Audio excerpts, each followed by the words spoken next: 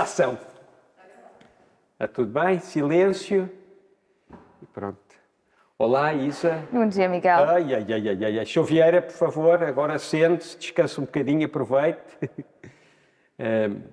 Olá, Isa. Bom dia, Estamos aqui Miguel. para falar um bocadinho sobre a tua exposição Casa Comédia, que vai ser no dia 26, na sexta-feira, no dia 26 de janeiro, às 9h30, aqui na Galeria Miguel Navinho. Eu queria que primeiro falasse um bocadinho como é que apareceu o conceito desta exposição. Bem, é a segunda exposição aqui na galeria e, como Miguel lembra, aquela primeira exposição era feita com coisas que eu já tinha, com aqueles pedaços de papel que eu tinha montado durante assim uns anos. E quando veio para pensar na segunda, eu também queria pensar nas coisas que eu já tinha em casa, as frases, as coisas.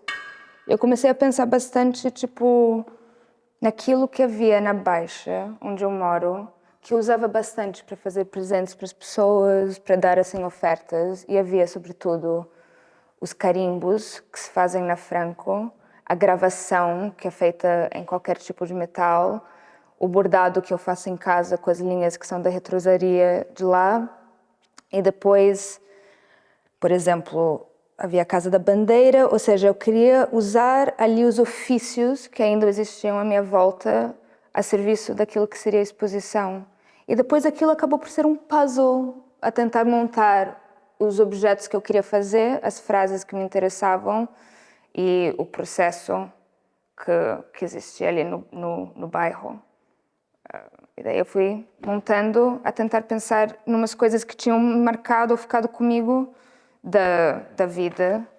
E começou logo com uma coisa que eu vi quando eu estava no arquivo do Met Opera, que era uma peça de cenário do Pagliacci, eu acho, da ópera, que era uma bandeira que dizia comédia, no italiano original. Isso é mesmo no Met Opera em Nova Iorque? É mesmo pronto. no arquivo, Ok. ou seja, eles tiraram ali um prop para cobrir uma arrumação que estava mal arrumada e todos os dias quando eu andava lá a fazer a pesquisa, eu me dava com esse pano do comédia que eu comecei a ficar obcecada com o pano da comédia.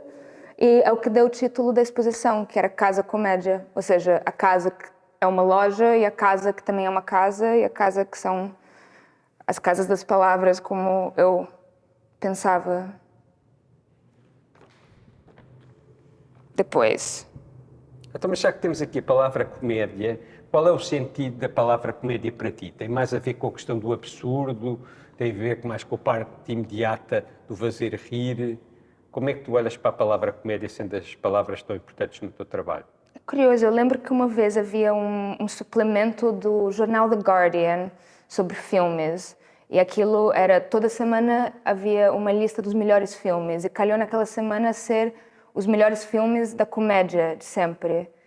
E quando eu comecei a ler aquilo, um por um, eram todos os meus filmes favoritos. Eu lembro que eu acho que eu tinha 21 anos na altura e eu pensei, bem, se calhar eu gosto mesmo só de comédias. E eu comecei a investir mais naquilo. A palavra comédia em si, escrita desse jeito, me lembra muito a comédia dell'arte, que era uma coisa que aprendemos, claro, na escola. Era uma questão de arquétipos, de personagens, de performances. Uma coisa também que não havia muito guião. Era sempre mais ou menos improvisada. Ou seja, também tinha esse lado que era um lado de improvisação que me pensava bastante. E também, lá está, uma palavra que nessa versão também se divide muito bem. Tem o com, tem o mi, tem o dia, tem a média, tem o co, que faz parte, um bocado. Então mostra-me lá mais coisas aí que estão na origem do Vamos trabalho. ver. Aqui, ou seja, isso foram todos os papeizinhos que eu fui colecionando e depois tentei recriar numa ordem qualquer. Essa aqui é um screenshot de outra coisa que foi essencial. Isto é o Buster Keaton? É o Buster Keaton, um filme chamado The Scarecrow. E aquilo foi uma coisa que eu vi em Paris, numa exposição sobre still lives, que era um clipe desse curta, onde os dois estão a montar uma mesa. Aquilo começa com uma frase que diz Every room in this house is in one room. E todos os objetos na casa têm uma dupla função, ou seja, o tocador de discos também é um forno, o sofá também é uma banheira, o frigorífico também é uma estante de livros. E daí, na hora em que eles estão a montar a mesa, estão todos os pratos colados na mesa e depois descem todos os adendos que são o sal, a pimenta, o guardanapo, e eles ficam a usar aquilo num balé. E depois, no final do almoço, tira-se tudo, eles levantam o topo da mesa, colocam-a contra a parede, usam um esguichador para limpar os pratos que continuam colados, e depois, isso é bem no final, onde eles pegam assim uma corda, viram a mesa para o outro lado, e depois diz, "What is home without a mother?" E eu lembro quando eu vi isso, eu falei, oh my God. Eu estava claramente a olhar para a frase e o que é esta frase... Me lembrou uma piada sobre a psicanálise, que é uma piada que vai... do you know what a Freudian slip is? E daí diz what? It's when you say one thing but you mean a mother. I mean another. E quando eu vi What is Home Without a Mother, eu pensei what is home without another? Que deu luz a essa mesa inteira, essa peça, que é o We Have to Stay Here, onde a ideia era gravar, no fundo, esses Freudian slips que são invisíveis, ou seja, são palavras que têm o mesmo som, mas que têm sentidos diferentes. Eu, uma vez na terapia, estava a falar sobre o tempo e a sensação que não havia nunca tempo suficiente. E ela disse, there's still time. Eu falei, still time or still time? Or still time? S-T-E-E-L, S-T-I-L-L, S-T-E-A-L. E, na verdade, essa mesa inteira é o still time. E as frases que estão gravadas primeiro, as bandejas aparecem por causa do steel, é? Sim, é o steel e depois também era um material que eu queria trabalhar mesmo, ou seja, eu estou muito acostumada com os pratos que são ou em cerâmica ou que fosse, e essas bandejas, essas travessas são uma coisa que remetem muito à vida em Portugal, as tascas. Há uma foto maravilhosa no final do ano que era uma mesa de tasca ali na Graça que estava toda vazia, só restavam as travessas, já sem comida, e há uma coisa de divisão, ou seja, essas travessas e esses pratos são umas coisas sempre de partilha, que eu acho que é menos isolante do que o prato por si só. Ok. E as palavras como é que aparecem? As palavras, eu comecei todas essas... Foi numa sebenta que tu vais escrevendo? Eu vou escrevendo. Eu estava a ouvir uma palestra sobre a atenção, attention, de um escritor chamado Adam Phillips, e ele começou a falar sobre como o fato, aquilo que ele chama de attention seeking, estamos naquilo que prestamos atenção, na atenção que pagamos às coisas, é a coisa mais importante que fazemos. E alguns aqui tem um bloquinho, que é tudo que eu fui vendo, pensando sobre o attention. E eu acho que cada um desses pratos acabou por ser um momento de escrita, ou seja, aquilo foram umas horas a ouvir e a escrever, e a ouvir e a escrever, e não tentar, ou seja, aqui tem deal, ideal, idle, idle, I do, que acabou por virar, eu acho que esse paliteiro, que é o idle, idle, idle. Depois há os outros pratos que vão vindo. Aqui também tem imensas ideias que acabaram por não entrar na exposição. Haviam muitas frases que eu fui colecionando assim de outras imagens que depois também não chegaram. Haviam aqui umas listas de interesses.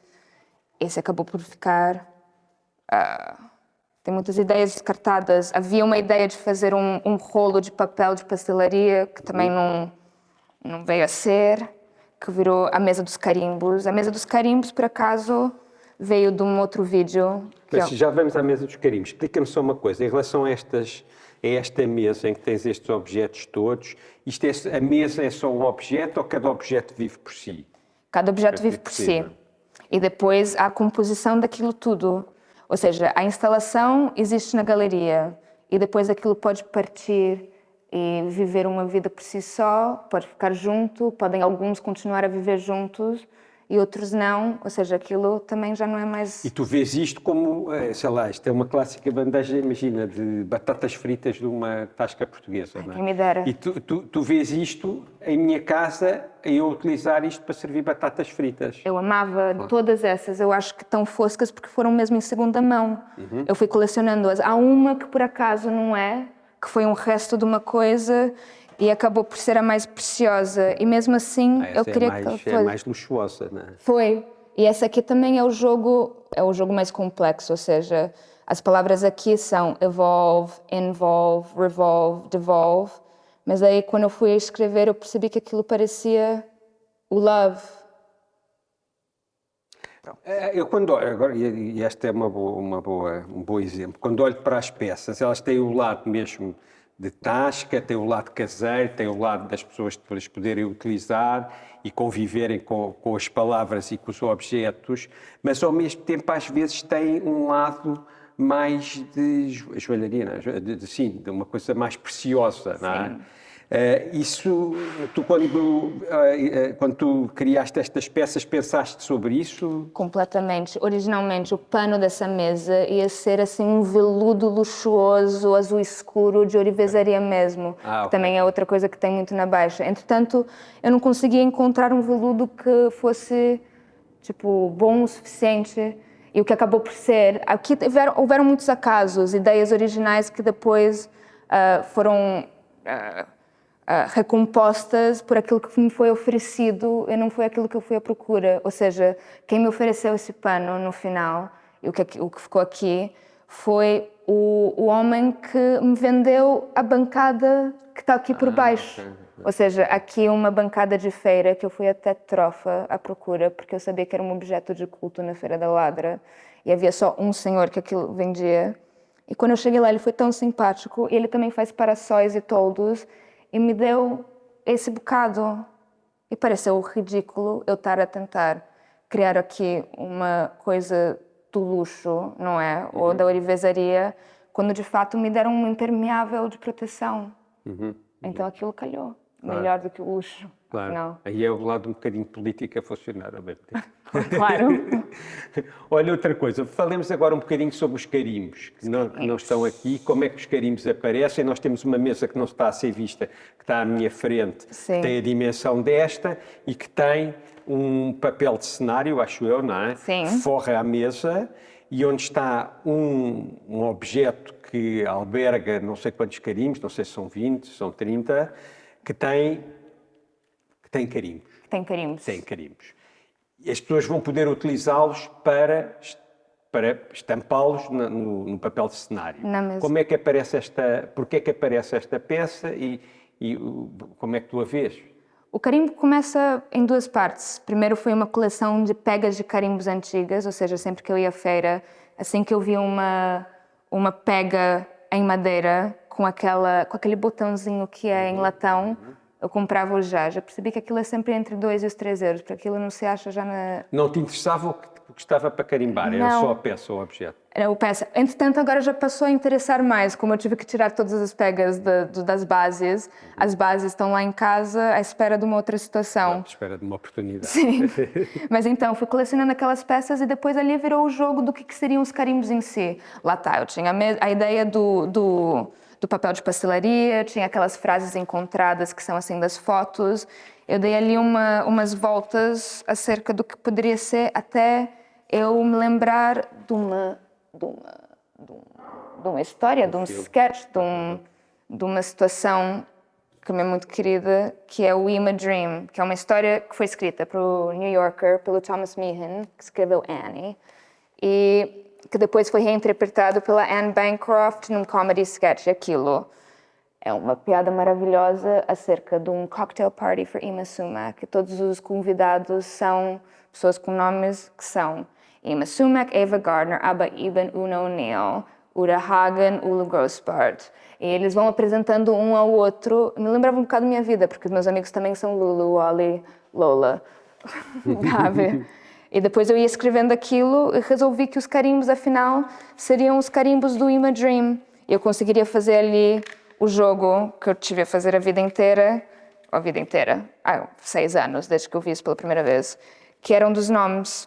Outra questão do acaso também veio com a tipografia. Eu fiquei horas e dias à escolha de uma tipografia que era certa e depois quando eu enviei o ficheiro a Franco, aquilo deu um scramble qualquer e saiu essa, que era tão melhor do que a que eu tinha escolhido. Foi uma delícia, vieram todos os carimbos errados, mas certos ao mesmo tempo.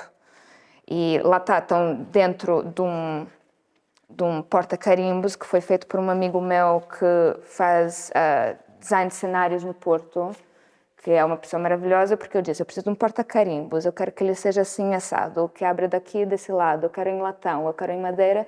Em uma semana aquilo estava feito.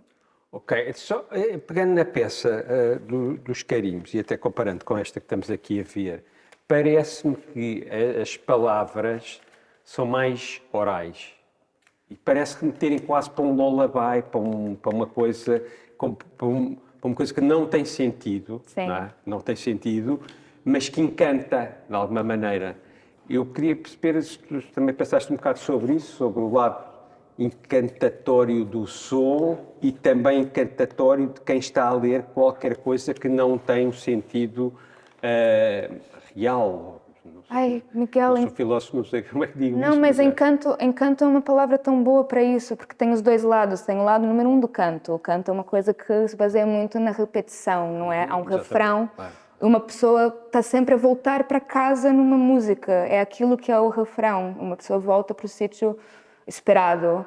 E depois tem o encanto do charm, não é? Um charm também é baseado muito na repetição. Uma pessoa que é bruxa, uma pessoa que quer fazer uma bruxaria vai ter que dizer uma coisa mais do que uma vez. E tem o charm também de uma coisa ser charming, que é o que eu acho que é a piada, no fundo. É uma vontade de encantar. Ou seja, Ou de ser encantado. Ou de ser encantado, sobretudo. Ou ser uma pessoa que encanta. A comédia também está muito por volta disso. Então, o lado oral da coisa, tanto com as palavras que são iguais, ou aba, iba, una, que tem ali um dadaísmo qualquer muito delicioso. Sim, estão muito casados nessa questão do encanto. E depois remeto outra vez para a frase que está no filme do Buster Keaton, que acaba em Mother, não é? Sim. Ou Another, ou por aí fora. Another or Mother, Sim, é tal e qual. sim. Olha, então vamos falar de outra peça. Tens uma peça também, temos imensa gente a olhar para nós. Nunca fiz uma entrevista com tanto público. Tens uma peça que vai estar ali onde está a Ariana e a Ana Jota, que é um espelho. Sim. Fala um bocadinho também sobre esta peça. O espelho é o Comedy of Errors ou Tragedy of Failures, que é uma questão muito de perspectiva, não é? Eu acho que lá está, era o Adam Phillips que estava a descrever isso. E o que eu queria era uma peça que tivesse essas duas frases. E depois outra questão que eu tinha, que é uma questão de detalhe. Eu queria usar a Vencedora, que é um sítio onde eu faço todas as minhas... Aqui temos a Vencedora, que eu faço os meus frames. Eles me ajudaram muito na última exposição também. E eu sabia que eles gravavam em vidro. Eles têm ali um sample que diz lagarto, lagarto, lagarto. Aquilo é gravado por trás. Okay. Há duas maneiras de gravar num espelho. Pode-se gravar na frente, onde há sempre um eco daquilo que está gravado, ou grava-se atrás e uma pessoa nunca alcança aquilo que está escrito. Eu levei lá o espelho para ele, que depois tive que buscar no Cacém, em segunda mão, porque era no LX. Eu achava que era maravilhoso. Depois era do IKEA, mas pronto, a vida também é assim. Eu levo lá o espelho e ele consegue gravar aquilo no fundo. Há um lado que é o lado normal e depois há um lado que é um bocadinho recôncavo ou reconvexo, não sei qual é. Também nunca vou saber. Mas aquilo aumenta. Claro, há um que aumenta ou que diminui. Sim, e depois é ver qual que é, se é o Tragedy of Failures ou o Comedy of Errors, que está mais em detalhe. Claro, para cada um de nós. Para cada um de nós. Diz-me uma coisa, também há uns Red Shoes. Os Red Shoes. Os Red Shoes foram, acho que a última peça a entrar. O Red Shoes é um filme importante para mim porque fala muito sobre a dedicação. O drama de ser artista. O drama de ser artista, a dedicação e o espaço que há. Ou, no fundo, aquilo é sobre uma escolha falsa que o Lermontov faz entre o trabalho e o amor, ou o casamento, ou uma outra dedicação afetiva qualquer, não é? que há, na visão dele, espaço só para uma coisa. E o filme inteiro é a tentar descobrir se há espaço para mais do que uma. Ou quais são os... O que é que vais perder? o que é que vai perder? E o que é que podes ganhar? Os red shoes. Depois também tem os slippers. O Lermontov entra aqui num leque de homens meio narcisistas e machistas, para a qual eu tenho assim, uma paciência surpreendente, que também tem o Henry Higgins, do My Fair Lady, que termina aquele filme com a Eliza, que também é uma prodigy do Higgins, tal como a Victoria Page é uma prodigy do Lermontov, a voltar e depois eles aceitarem aquilo ou não. E quando a Eliza volta, ela fala... Tu sabes os nomes dos atores todos do Red Shoes e do My Fair Lady. Eu agora estava maluco. Tu falaste, o Lermontov é o principal do Red Shoes, não é? Sim, sim. Sim, E a Victoria Page, sim, that will not dance tonight or any other night. Sim, sim. E depois a Eliza chega e ela fala, I washed my face and hands before I come, I did. Isso é no final do I've grown accustomed to her face. E depois ele olha e fala, Eliza? Ele senta para trás, ele põe o chapéu para frente, ele fala, where the devil are my slippers. E daí, ou seja, tem os red slippers. Agora, só por curiosidade, nós vamos ter também uma performance. Tem. Nós, nessa altura, temos de terminar, a coisa está, para estar a ser maravilhosa a conversa, mas há aqui uma coisa que estava-te a ouvir, não é? Tu fazes o dubbing e vai haver uma coisa qualquer relacionada com dubbing e com os telefones na inauguração. Sim. Porquê é que tu nunca usas a tua voz? Tu agora estavas a falar. Sim. E tu ou és igual ou melhor às pessoas de quem tu te aproprias do dubbing. Porquê é que não usas a tua voz? Isso é uma ótima pergunta. Olha, há um grande trauma de 1993, que foi a primeira vez que eu ouvi minha própria voz numa cassete, que foi uma coisa que eu nunca superarei. A voz não era minha. Há uma alienação muito forte entre aquilo que eu ouço e aquilo que eu sou, não é? E o dubbing também é uma maneira de não ter que enfrentar isso. Mas, por outro lado, não sei dizer. O dubbing é uma coisa que calhou porque lá estava. É uma coisa muito encantadora de parecer ser a minha voz e não ser, e ter o timing certo. Aquele encanto inteiro desaparece se só sou eu a fazer uma interpretação. Mas quem sabe? Então, quem sabe, mas não é quem sabe, venham todos, vamos olhar para cima agora e vamos dizer às pessoas todas para virem na sexta-feira, dia 26, às 9h30 da noite, costuma ser às 10, mas desta vez, para irmos para a cama mais cedo, é às 9h30 da noite, na Galeria Miguel Nabinho, a exposição Casa Comédia da Isa Toledo, não percam. Beijinho. Pronto, pá,